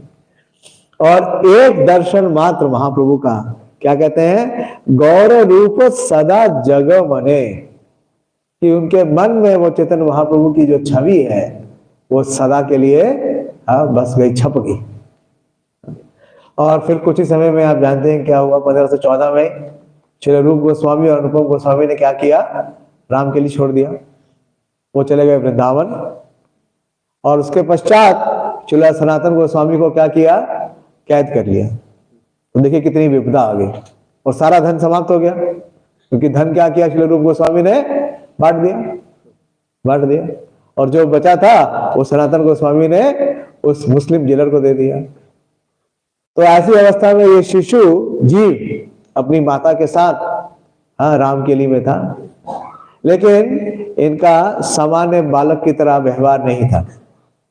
इनके पास अपने विग्रह थे कृष्ण बलराम के, और पूरा समय इनका, हाँ, भगवान कहते हैं कौमार आचरित प्रज्ञा धर्मन भागवतम, यहाँ कि बाल्यावस्था से ही ये इनका एक ही, हाँ, आकर्षण था, वो था कृष्ण बलराम। तो कृष्ण बलराम को सवेरे से उनको नहलाते, हाँ, उनको श्रृंगार करते, हाँ, उन्हें संवारते, उनको फूलों का श्रृंगार करते, बढ़िया वस्त्र पहनाते, उनके लिए नए नए भोग लगाते, हाँ, उन्हें सुलाते, सोते तो उनके साथ। अभी मैं कुछ दिन पहले क्लास दे रहा था पंजाबी बाग मंदिर में, हाँ, तो उद्धव जी की महिमा आ रही थी। तो उद्धव जी के जीवन में भी ऐसा ही देखते हैं कि भगवान कहाँ थे, गोकुल में, और उद्धव जी कहाँ थे, मथुरा में। लेकिन बाल अवस्था से ही, जन्म की अवस्था से ही वो शुद्ध भक्त थे, ऐसा मैत्रेय मुनि बताते हैं श्रीमद् भागवतम के 30वें स्कंद में। तो वो निरंतर यही करते थे। तो ऐसा हम श्री प्रभुपाद जी के जीवन में भी देखते हैं। हाँ, तो ये आचार्यों के जीवन में है। हाँ, हमें अपने बच्चों को मोबाइल फोन से खेलने नहीं देना चाहिए, हाँ, या कुछ और इस प्रकार के खिलौने नहीं देना चाहिए। उन्हें शुरू से ही भगवान के विग्रह के प्रति आकर्षित करना चाहिए। हाँ, तो ऐसा विग्रह के प्रति आकर्षण था। और इनका दूसरा आकर्षण था श्रीमद् भागवतम के प्रति। श्रीमद् भागवतम सुनना इन्हें बहुत पसंद था। और सुनाती कौन थी, इनकी माता, इनकी माता इन्हें सुनाती थी। और जब ये 5 वर्ष की अवस्था में हुए, तो जब ये गुरुकुल में गए तो इतने विशेष मेधावी थे, इनकी बुद्धि इतनी विकसित थी कि एक बार में जो पढ़ लेते थे वो हमेशा के लिए इन्हें संस्मरित हो जाता था। और विशेष रूप से इनका रुझान संस्कृत में और संस्कृत व्याकरण में था। तो बहुत ही दक्ष थे, बहुत ही प्रवीण थे, बहुत ही निपुण थे। तो इस प्रकार से बाल अवस्था से ही इनके हृदय में चैतन्य महाप्रभु और नित्यानंद प्रभु की छवि बस गई थी, और ये सेवा करते थे अपने कृष्ण बलराम की। और देखिए घर में क्या था, बहुत वियोग का वातावरण था, क्योंकि जितने जेंट्स थे, जितने पुरुष थे, वो सब चले गए। इनके पिता का तो देह का अंत ही हो गया। और जो दोनों बड़े चाचा थे वो क्या करते गए, वो वृंदावन चले गए। तो ये दिन रात कृष्ण बलराम की सेवा करते और विरह करते। तो एक रात जब ये सो रहे थे तो क्या देखते हैं कि इनके जो कृष्ण बलराम के विग्रह हैं वो वास्तव में कृष्ण बलराम के रूप में प्रकट हो गए। कृष्ण और बलराम, हमारे पास भी विग्रह है ना, हम लोगों के घर में विग्रह हैं। कभी ऐसा हुआ कि आपके गौर नेताई वास्तव में गौर नेताई हुए? हाँ, या जगन्नाथ बलदेव सुभद्रा, जगन्नाथ बलदेव सुभद्रा के रूप में प्रकट हुए, ये श्री जीव गोस्वामी के हो गए। और जब कृष्ण बलराम प्रकट हो गए, तो इनके नेत्रों से अश्रु बहने लगे और दोनों नाचने लगे। और क्या देखते हैं, कृष्ण बलराम नाचते नाचते कृष्ण बलराम से निताई गौर सुंदर के रूप में परिवर्तित हो गए। तो इनके मन में बड़ी उत्कंठा हुई। तुरंत ही इन्होंने दोनों को दंडवत किया और अपने नेत्रों से दोनों के चरणों का अभिषेक किया। और महाप्रभु ने इन्हें उठाया, आलिंगन किया और नित्यानंद प्रभु के चरणों में सौंप दिया। और नित्यानंद प्रभु कहते हैं कि मेरे जो प्रभु हैं वो कौन है, श्री गौर सुंदर। तो इन्होंने बड़ी इच्छा की कि मैं आपके पास पुरी आना चाहता हूं। लेकिन उन्हें प्रेरणा दी कि आप पुरी नहीं जाओ, आप कहां जाओ, नवद्वीप। तो 10 वर्ष की अवस्था में इन्होंने कहा, हमारे आचार्य इसमें एक्सपर्ट है, अपनी माता से कहा कि मैं अपने पैतृक स्थान जाना चाहता हूं, फतेहाबाद, रामकेली से। लेकिन वो फतेहाबाद नहीं जाके कहां पहुंच गए, नवद्वीप। क्योंकि नवद्वीप उस समय क्या स्थान था, हाँ, विद्या का सबसे बड़ा केंद्र नवद्वीप था। हाँ? और वहां पे जब ये आते हैं तो जिनका, क्योंकि समय कम है, 9 बज गया, थोड़ा टाइम और मिल जाएगा, हाँ, क्योंकि उनके जीवन तक बहुत ही विशेष है चिरंजीव गोस्वामी का। 10 मिनट बाद भी प्रसाद मिलेगा ना, खत्म तो नहीं होगा। तो जब ये नवद्वीप पहुंचे, तो नवद्वीप पहुंचते ही वैष्णवों को पता चला कि श्रील रूप और सनातन के भतीजे जीव गोस्वामी आए, तो सब बड़े ही प्रसन्न हो गए, बहुत प्रफुल्लित हो गए। और वो नित्यानंद प्रभु से जाकर के ये सूचना देते हैं कि जीव अब नवद्वीप आ गए हैं। और नित्यानंद प्रभु स्वयं आते हैं इन्हें, हाँ, और इन्हें अपने साथ ले जाते हैं उस स्थान पे जो योग पीठ है, महाप्रभु का आविर्भाव स्थान। और उस समय सची माता वहां पे थी। तो नित्यानंद प्रभु स्वयं श्रीलजीव गोस्वामी को सची माता से मिलवाते हैं। सची माता उस समय किसी से मिलती नहीं थी, क्योंकि महाप्रभु ने क्या ले लिया था, संन्यास ले लिया था। बल्कि महाप्रभु उस समय तक क्या हो चुके थे, अंतर्धान भी हो चुके थे। लेकिन इनके लिए सची माता इतनी प्रसन्न हुई कि सची माता ने अपने हाथ से इनके लिए प्रसाद बनाया और उन्हें भरपूर आशीर्वाद दिया। इस प्रकार से श्रीलजीव गोस्वामी को नित्यानंद प्रभु सभी स्थानों पे ले गए। फिर उसके बाद बगल में ही शिवास आंगन में ले गए, जो कि महाप्रभु का महासंकीर्तन स्थान है। और इस प्रकार महाप्रभु के जितने भी स्थान थे जहां जहां उन्होंने लीलाएं की, वहां पर नित्यानंद प्रभु स्वयं जीव गोस्वामी को ले गए। इस तरह पहली नवद्वीप धाम की जो परिक्रमा है वो किसके लिए शुरू हुई, श्रीलजीव गोस्वामी के लिए। और उसे कराया किसने, स्वयं नित्यानंद प्रभु ने। और जब इस प्रकार से नवद्वीप में वो रहे, हाँ, नित्यानंद प्रभु के आश्रय में सब स्थानों में जाते, जितने भी महाप्रभु के पार्षद थे उन सभी को इनको भरपूर आशीर्वाद मिला। तब इन्होंने नित्यानंद प्रभु से फिर से इच्छा प्रकट की कि मैं पुरी जाना चाहता हूँ। लेकिन नित्यानंद प्रभु ने कहा कि महाप्रभु ने आपके परिवार को एक विशेष स्थान दिया है, उसे कहते हैं प्रभु दत्त देश। प्रभु दत्त देश, महाप्रभु ने एक स्थान दे दिया। जैसे कई बार महाराज कहते हैं ना, आपकी सेवा ये है, आप यहीं रहिए, आपको वृंदावन जाने की जरूरत नहीं है, आप यहीं रखिए और सेवा करिए। हम लोग जाते हैं तो महाराज पहले पूछते थे, अब तो नहीं पूछते, पहले पूछते थे कि तुम वापस कब जा रहे हो। अगर वृंदावन में देख लें, अब तो खैर हम तो बहुत कम जाते हैं, तो साल में एक आध बार जाता हूँ कार्तिक में। तो महाराज पहले पूछते थे, भक्त लोग बताते हैं कि अगर महाराज देख ले तो बोले तुम वापस कब जा रहे हो।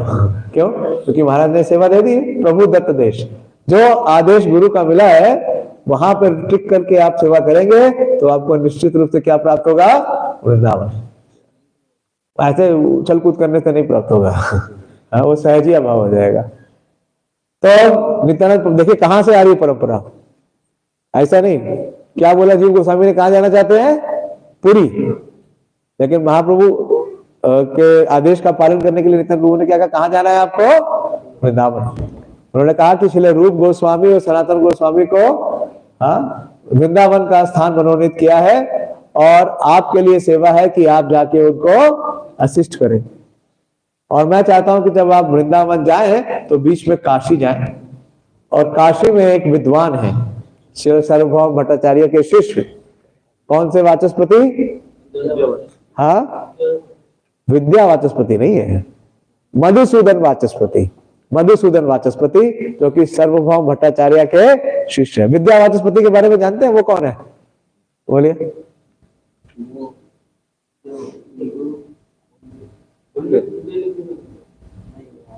सनातन गोस्वामी के गुरु है वो, उनको शास्त्र सिखाया विद्या वाचस्पति ने, सनातन गोस्वामी को। लेकिन ये है मधुसूदन। वाचस्पति का मतलब समझते हैं, बोलिए। हाँ, जैसे वाइस चांसलर, साधारण नहीं। जैसे एक तो होते हैं अध्यापक, उनसे ऊपर क्या होते हैं, आचार्य। लेकिन सबसे ऊपर कौन होते हैं? वाचस्पति, जैसे चांसलर, हाँ, या डीन। तो मधुसूदन वाचस्पति, क्योंकि वहां पे आचार्य तो बहुत थे बनारस में, हाँ, क्योंकि वो संस्कृत का केंद्र है। लेकिन उन सब में सबसे प्रमुख कौन थे? मधुसूदन वाचस्पति। श्री नित्यानंद प्रभु के कहने पे वो वाराणसी में जाते हैं और श्री विद्या वाचस्पति से, हाँ, शास्त्रों का अध्ययन करते हैं। और इतने प्रगाढ़ थे, उनकी जो मेधा है, उनकी जो बुद्धि है, वो इतनी कुशाग्र थी कि कुछ ही समय में वो ना सिर्फ शास्त्र पढ़े बल्कि शास्त्रों पे पारंगत हो गए, टीका लिखने लगे। और बनारस के जितने विद्वान थे वो अपना कोई भी ग्रंथ लिखते या कोई भी शास्त्र लिखते तो अनुमोदित कराना पड़ता है ना कि आपका शास्त्र प्रमाणित है या नहीं। तो वो किसके पास आते थे? शिलाजीव गोस्वामी के पास। तो पूरी तरीके से निपुण हो गए, पारंगत हो गए शिलाजीव गोस्वामी केवल एक ही वर्ष में। और फिर वो वहां से प्रस्थान करते हैं काशी से, और कहां पहुंचते हैं? वृंदावन। और जब वृंदावन आते हैं तो शिला रूप गोस्वामी और शिला सनातन गोस्वामी बहुत ही प्रफुल्लित होते हैं कि जीव गोस्वामी उनकी संग और उनका अनुगत प्राप्त करके पहुंच गए हैं वृंदावन। और भी गोस्वामी वहां सब आ गए, सब गोस्वामी आ चुके थे वहां पे। श्री रघुनाथ दास गोस्वामी आ गए थे, श्रीला गोपाल भट्ट गोस्वामी आ गए थे, श्री रघुनाथ भट्ट गोस्वामी आ गए थे। तो सबसे छोटे गोस्वामी जो सबसे अंत में वृंदावन पहुंचे वो कौन है? शिलाजीव गोस्वामी। और सनातन गोस्वामी ने शिलाजीव गोस्वामी को शिला रूप गोस्वामी को सौंप दिया और कहा कि आप इन्हीं से दीक्षा लीजिए और इन्हीं की सेवा कीजिए। सनातन गोस्वामी इतने विरक्त हैं, हाँ, विरक्ति की ऐसी परिकाष्ठा है कि उन्होंने अपने भतीजे को भी अपना शिष्य नहीं स्वीकार किया। क्या? किसी को भी अपना शिष्य स्वीकार ही नहीं किया। और श्री रूप गोस्वामी ने भी केवल एक ही शिष्य स्वीकार किया, वो कौन है? शिलाजीव गोस्वामी। और जीव गोस्वामी जैसा ऐसा विद्वान, जिस प्रकार से आप श्रीपाद रामानुजाचार्य की लीला सुनते हैं, उसमें कौन था? उनका भतीजा दाशरथी। दाशरथी बहुत प्रगाढ़ विद्वान, लेकिन सेवा क्या मिली? हाँ, सफाई करने की। श्री रूप गोस्वामी का जो कक्ष है उसकी सफाई करना, उनकी पूजा के लिए पुष्प चुन के लाना, उनके लिए थाली बनाना, उनके कपड़े साफ करना, उनके लिए जल भर के लाना, तो बहुत जरूरी है। देखिए, शिला जीव गोस्वामी जैसे विद्वान को ये सेवाएं दी। और कुछ समय बाद क्योंकि श्री रूप गोस्वामी क्या कर रहे थे? लेखन कार्य कर रहे थे। तो लेखन कार्य करते थे तो लेखन कार्य के लिए सहायता करते थे जीव गोस्वामी। उस समय लेखन कार्य करने के लिए कंप्यूटर्स नहीं थे, पेपर भी नहीं था, तो उसके लिए क्या चाहिए होता था? हाँ, वो वृक्ष की छाल जिसपे लिखते थे, और उसके लिए उनको कलम बनाना। तो ये सारे कार्य करते थे। और जब शिलाजीव गोस्वामी वहीं पे थे शिला रूप गोस्वामी के अनुगत में, तो उस समय एक दिग्विजयी ब्राह्मण आया। क्या नाम था उसका? क्या नाम था? केशव कश्मीरी तो महाप्रभु के साथ में आया ना, इनके साथ कौन आया? यार नाम याद है किसी को? हाँ, स्किप कर रहे हैं? हाँ, तो वो एक पंडित आया और उसने कहा कि वो शास्त्रार्थ करेगा। रूप नारायण सरस्वती, रूप नारायण सरस्वती। और शिला रूप गोस्वामी और शिला सनातन गोस्वामी इतने विरक्त है, वो एक वैष्णव क्वालिटी है मान में शून्यता। हाँ, मिथ्या मान की भावना से पूरी तरह शून्य। तो श्री रूप गोस्वामी और सनातन गोस्वामी ने कहा कि मैं इनके साथ टाइम नहीं वेस्ट कर सकता। महाप्रभु ने इतनी सारी आज्ञाएं दी है, तो उनको तुरंत ही उन्होंने प्रमाणिक पत्र दे दिया कि आप जीत गए और मैं हार गया। हाँ, हमें शिक्षा मिलती है। कई बार हमें जो नॉन वैष्णव है, नॉन डिवोटी है, उसका जबरदस्ती नहीं उलझना चाहिए। हाँ, उनको दूर रहना चाहिए। वो कहते हैं हम महान है, बोले हाँ हाँ आप महान हो, जाओ आपकी जय हो, जाओ। और जब ये प्रमाण पत्र लेके ये रूप नारायण सरस्वती सब जगह पूरे वृंदावन में घूमने लगा कि मैंने रूप गोस्वामी को हरा दिया, सनातन गोस्वामी को हरा दिया, तो मथुरा के पंडितों ने बोला कि आपने 2 को हरा दिया, लेकिन अभी तीसरा तो बाकी है। जो तीसरा है वो इनसे कम नहीं है, उसको हराओ तो जाने। तो वापस आ गए और आकर के जीव गोस्वामी को दिखलाता है कि मैंने रूप गोस्वामी और सनातन गोस्वामी को हरा दिया। तो ये सुन के जीव गोस्वामी बड़े ही क्रोधित होते हैं, बोले कि संभव ही नहीं है कोई हरा सके। तो उनसे 10 दिन तक शास्त्रार्थ होता है और श्रील जीव गोस्वामी उन्हें परास्त कर देते हैं और वो प्रमाण पत्र फाड़ देते हैं और भगा देते हैं वृंदावन से। और रूप गोस्वामी के अनुगत में ये सेवा कर रहे थे। तो जब सेवा करते करते सेवा अच्छी कर रहे थे तो उनकी सेवा का क्या हो गया, स्तर बढ़ गया। अच्छी सेवा करने का मतलब पता है क्या है, सेवा बढ़ जाती है। अगर आप अच्छे से सेवा कर रहे हो तो सेवा बढ़ जाएगी, नेचुरल है ना। जप में क्या मांगते हैं आप, हाँ श्रीमती राधा रानी आप मुझे भगवान की सेवा में नियोजित करिए, और सेवा करते समय भाग जाए। तो अगर आप अच्छे से साधना कर रहे हैं, अच्छी सेवा कर रहे हैं, तो आपकी सेवा बढ़ जाएगी। और सबसे विशेष बात क्या है, भगवान सेवा करने की जो क्षमता है वो बढ़ा देंगे। हाँ, तो ये विशेष कृपा है।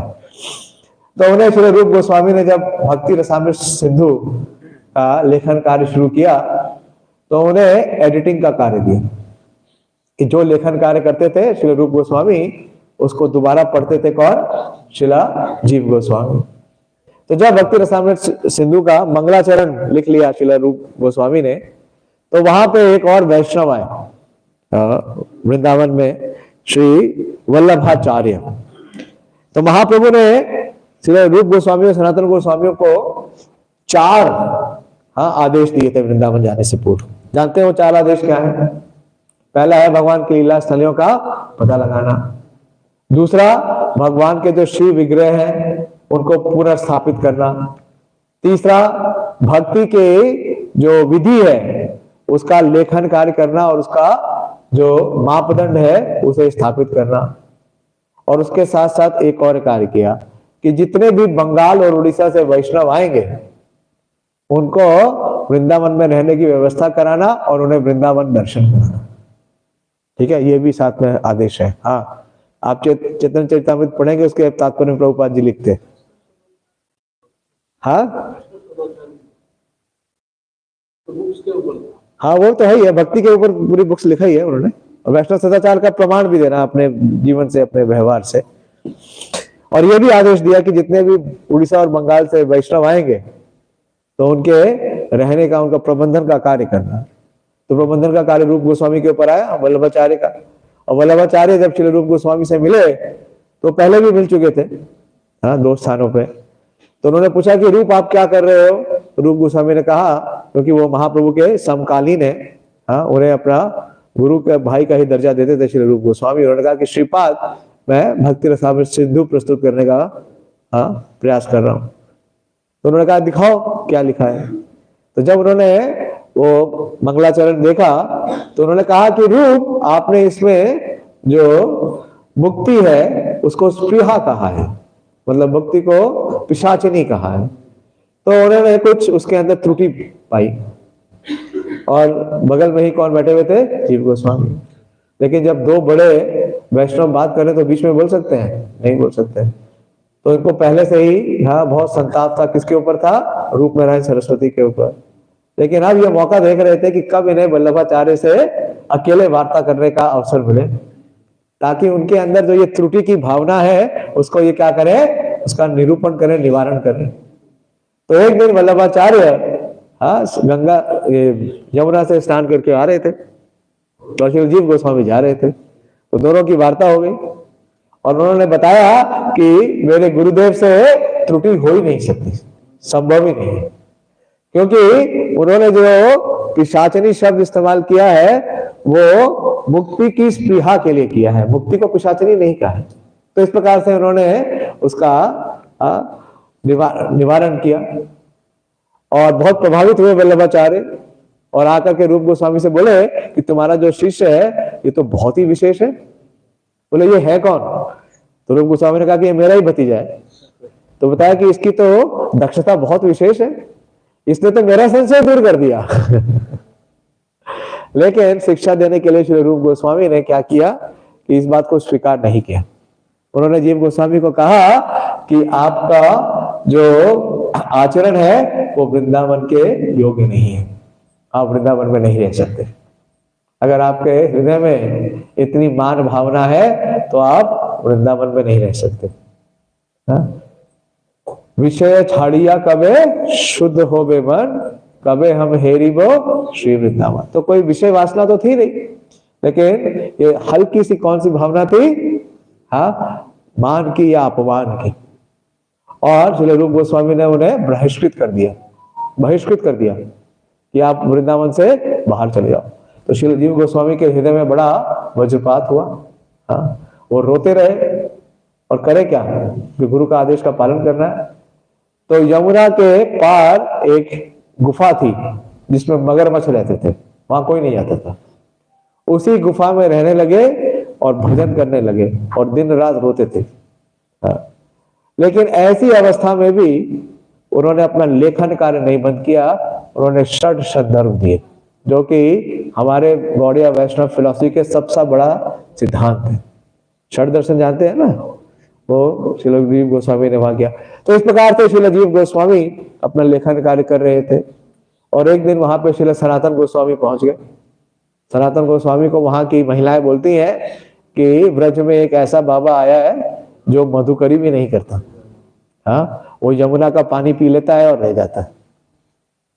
तो सनातन गोस्वामी ने कहा कि ऐसा कौन सा वैरागी बाबा आया, जाके देखें। तो जाके देखते हैं वो कौन है, उनके अपने ही जीव।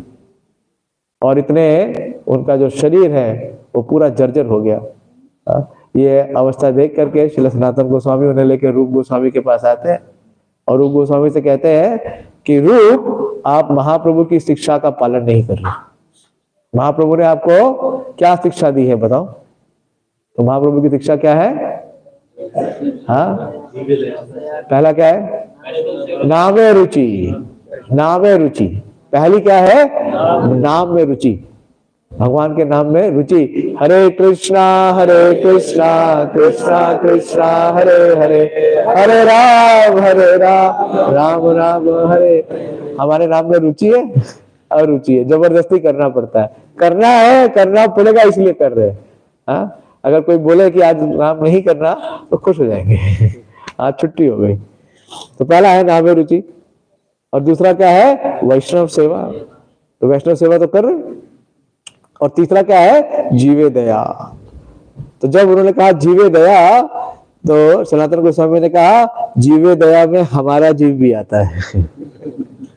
आपने इस पे दया नहीं की। और श्री रूप गोस्वामी बोले, हाँ, जीव तो दिखाई नहीं मुझे इतने दिनों से, कहाँ है वो? और उसके नहीं होने से मैं अपना ग्रंथ पूरा नहीं कर पा रहा हूं भक्ति रसामृत सिंधु का। तो फिर श्री जीव गोस्वामी सामने आते हैं, उनसे क्षमा मांगते हैं और बड़े प्रेम से श्री रूप गोस्वामी उन्हें फिर से स्वास्थ्य करते हैं। और एक दिन श्री रूप गोस्वामी के स्वप्न में स्वयं भगवान श्री कृष्ण और श्रीमती राधा रानी आते हैं और उन्हें प्रेरणा देते हैं कि आप जीव के लिए हमारे विग्रह बनाओ और उन्हें भेंट करो। और श्री रूप गोस्वामी अपने हाथ से श्री जीव गोस्वामी के लिए राधा कृष्ण का विग्रह बनाते हैं। और ये विग्रह कौन है? श्री राधा दामोदर जी। श्री राधा दामोदर जी की वो राधा दामोदर जी का वो विग्रह नहीं है जो भी आप वृंदावन में देखते हैं, इतने बड़े बड़े विग्रह है। वो विग्रह केवल इतने बड़े विग्रह हैं। अगर आप जयपुर जाएंगे ना तो राधा दामोदर मंदिर है, वहां देखेंगे अभी तक के मैंने सबसे छोटे जो विग्रह देखे हैं, अभी तक उससे छोटा कोई विग्रह मैंने नहीं देखा है, वो है राधा दामोदर जी का। वो स्वयं श्रील रूप गोस्वामी के हाथ से बना के दिए हुए हैं। और उस विग्रह की सेवा श्रील जीव गोस्वामी करते थे। और जब श्रील जीव गोस्वामी उन विग्रह की सेवा करते थे तो विग्रह इतने प्रसन्न होते थे कि विग्रह नाचते थे, विग्रह बंसी बजाते थे और जीव गोस्वामी को बोलते थे कि आओ और तो नाचो राधा दामोदर के प्रांगण में। तो बहुत विशेष आचार्य है और इनका योगदान इतना विशेष है। जब श्री रूप गोस्वामी और सनातन गोस्वामी का तिरोभाव हो गया, श्री रघुनाथ दास गोस्वामी भी विरह वेदना में थे, तो उस समय जो पूरा वैष्णव समाज था, जो वैष्णव सेक्ट है, उसके आचार्य बने श्री जीव गोस्वामी। और महाप्रभु के अंतर ध्यान होने के बाद जो एक डार्क क्लाउड आया, एक काला बादल आया, तो उस समय श्री जीव गोस्वामी ने आगे आने वाली परंपरा को प्रगाढ़ करने के लिए तीन वर्तमान मतलब तीन अपने शिष्यों को प्रशिक्षित किया। कौन? श्रीनिवास आचार्य। श्री श्रीनिवास आचार्य किसके शिष्य थे? श्री श्रीनिवास आचार्य किसके शिष्य थे? श्रील गोपाल भट्ट गोस्वामी के। और दूसरे श्री नरोत्तम दास ठाकुर जो कि श्रील लोकनाथ गोस्वामी के शिष्य थे। और तीसरे श्री श्यामानंद पंडित जो किसके शिष्य थे? हाँ, हृदय चैतन्य के। तो इस प्रकार से वो रहते थे गोविंद देव जी मंदिर में, श्रील रूप गोस्वामी, श्रील जीव गोस्वामी, और जितने भी रूप गोस्वामी और सनातन गोस्वामी के ग्रंथ हैं उनके ऊपर वो प्रशिक्षण देते थे। और विशेष रूप से उन्होंने इन तीन को प्रशिक्षित किया महाप्रभु के अंतर ध्यान होने के बाद बंगाल में और उड़ीसा में प्रचार करने के लिए। और पहला जो बुक डिस्ट्रीब्यूशन का शुरुआत है वो भी करने वाले कौन है? तो पहला पीबीटी कोर्स किसने शुरू किया? श्रील जीव गोस्वामी ने। फर्स्ट पीबीटी कोर्स, जो पीबीटी कोर्स करते हैं ना आप लोग, उस पीबीटी कोर्स के आज संस्थापक आचार्य कौन है? श्रील जीव गोस्वामी। और पहला बुक डिस्ट्रीब्यूशन के भी संस्थापक आचार्य कौन है? श्रील जीव गोस्वामी है। और इतने दक्ष थे, उनकी जो मेमोरी है इतनी शार्प थी, क्योंकि उस समय वो किस पे लेखन का 4 लाख उन्होंने श्लोकों की रचना की। तो 4 लाख श्लोक रचना करने के लिए कितना समय लगेगा? और लिखने के लिए भी क्या था? वो पत्र। और पत्र में क्या है, अगर आप पेपर पर तो लिख नहीं रहे हो, अगर आपने देखा है पहले अगर आप स्याही से लिखते थे, अभी तो वो स्याही खत्म हो गई, हम लोग लिखे हैं। अगर आप स्याही से लिखते हो ना सामने, तो आप पीछे नहीं लिख सकते, क्योंकि क्या हो जाता है, पेपर गीला हो जाता है। तो आप देखिए पत्र पे लिखते थे तो पत्र गीला हो जाता था, जो पात्र है। तो वो कैसे लिखते थे? जैसे पहला पेज लिख दिया, फिर तीसरा पेज लिख दिया, पहला पेज लिखने के बाद तीसरा पेज, उनको इतना पता है कि दूसरे पेज में क्या कंटेंट है, कितना आएगा, फिर तीसरा पेज, फिर 5वां पेज, फिर 7वां पेज, फिर 9वां पेज, फिर 11वां पेज, फिर वापस आएंगे, फिर दूसरा, चौथा, छठा, 8वां और 10वां। मतलब आप समझिए उनके पास कंप्यूटर फिट था, उनकी मेमोरी में क्या था? कंप्यूटर फिट था। और इतनी सुंदर उनका लेखन है। एक शोध अनुसंधान था, वृंदावन में है, Vrindavan institute of higher studies, VIHE है वो तो अपना, लेकिन एक और इंस्टीट्यूट था, क्या नाम था उसका, वो हम आगे रहते थे ना, अभी भी है ना, हाँ मेन रोड के ऊपर है, वृंदावन शोध अनुसंधान या कुछ ऐसे नाम है। वहां पे श्रील जीव गोस्वामी की हैंड राइटिंग है, आप जाके देखिए, इतनी सुंदर। और सारे श्लोकों की रचना उन्होंने संस्कृत में की। बहुत बड़े एडमिनिस्ट्रेटर थे। सारे मंदिरों का प्रबंधन इन्होंने किया, गोविंद देव जी का मंदिर, सब ताले जितने भी है, श्री मदन मोहन जी का मंदिर, और उसके बाद श्री राधा दामोदर मंदिर। और इनकी जो कीर्ति है वो इतनी थी कि अकबर भी इनसे मिलना चाहते थे। अकबर भी इनकी जो आदेश होता था उसका पालन करते थे। इन्हीं के आदेश पे जो मान सिंह थे, जो राजा के, अकबर के क्या थे, कमांडर इन चीफ थे, उन्होंने गोविंद देव जी मंदिर के लिए पहली बार लाल पत्थर दिया, क्योंकि लाल पत्थर अलाउड नहीं था मुगल के समय में। किसके लिए अलाउड था? केवल मुगल साम्राज्य के महल के लिए। तो इस प्रकार से इनका इतना प्रताप था। और इन्होंने वृंदावन और नवदीप और पुरी तीनों स्थानों पे चैतन्य महाप्रभु की जो शिक्षाएं हैं, जो हमारे गोस्वामियों की शिक्षा है, उसका प्रसार किया, उसका प्रकाश किया, ग्रंथों का वितरण कराया। इस प्रकार से बहुत ही विशेष कार्य किया। तो ऐसे श्रील जीव गोस्वामी का लेखन, श्रील जीव गोस्वामी ने बहुत से ग्रंथ दिए, बहुत लंबी लिस्ट है उसकी।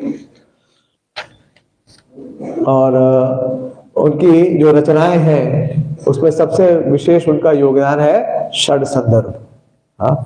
बहुत विस्तार से उन्होंने इन भगवत तत्व के ऊपर, भागवतम के ऊपर, कृष्ण तत्व के ऊपर, प्रीति संदर्भ, इस प्रकार से उन्होंने रचनाएं दी हैं। और इतने दक्ष थे कि अपने समय के सबसे बड़े आचार्य थे। और जिस समय श्री जीव गोस्वामी वृंदावन में उपस्थित थे तो उस समय श्री जानवा माता भी उनसे मिलने के लिए आई थी। और यह भी वर्णन आता है भक्ति रत्नाकर में कि जानवा माता ने स्वयं श्रील जीव गोस्वामी से बृहद भागवतामृत सुनी थी। सनातन गोस्वामी ने इसकी रचना की थी। तो इस प्रकार से बहुत विशेष योगदान है।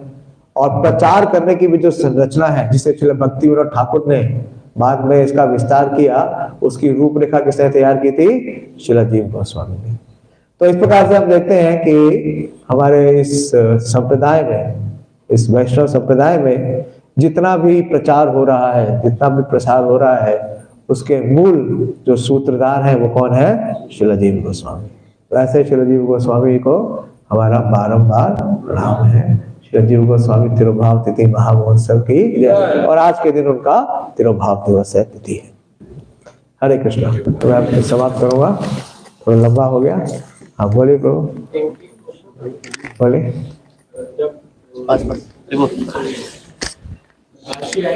हाँ जीव गोस्वामी, हाँ, तो उसके बाद जब उन्होंने, इससे पहले बता रहे मधु वाचस्पति, हाँ, मधुसूदन वाचस्पति से उन्होंने अध्ययन किया। उसके बाद भी वहां पर मायावाद तब भी था, महाप्रभु के बाद भी रहा, उसके बाद भी रहा, इतना बड़ा आरोपी भी है। तो जब इतने बड़े वैष्णव रहे तो मतलब वो मायावाद तो एज इट इज ही फ्लरिश रहा, कुछ प्रभाव रहा महाप्रभु के टाइम पे, लेकिन उसमें कुछ कमी नहीं आई। अभी भी देखते हैं वो एज इट इज ही है। हाँ, तो जो बद्ध जीव है ना, उसकी जो अवस्था है वो क्या है? वो उस अवस्था की तरह है जिस प्रकार से पानी, हाँ, अगर आप पानी को छोड़ देंगे तो वो क्या करेगा? बह जाएगा। और कहाँ बहेगा? कहाँ बहता है? जहाँ ढलान होती है, जहाँ ढलान होती है, स्वाभाविक रूप से। तो इसी प्रकार से जो बद्ध जीव है वो भगवान की जो अथॉरिटी उसको स्वीकार कहाँ करना चाहता है? मायावाद का मतलब क्या है? क्यों मायावाद को इतना महाप्रभु ने कहा भर्सना की? हाँ, मायावाद सुनिले होइले सर्वनाश। तो मायावाद में ऐसा सबसे बड़ा दोष क्या है? भगवान के अस्तित्व को, हाँ, भगवान के अस्तित्व को नहीं मानते।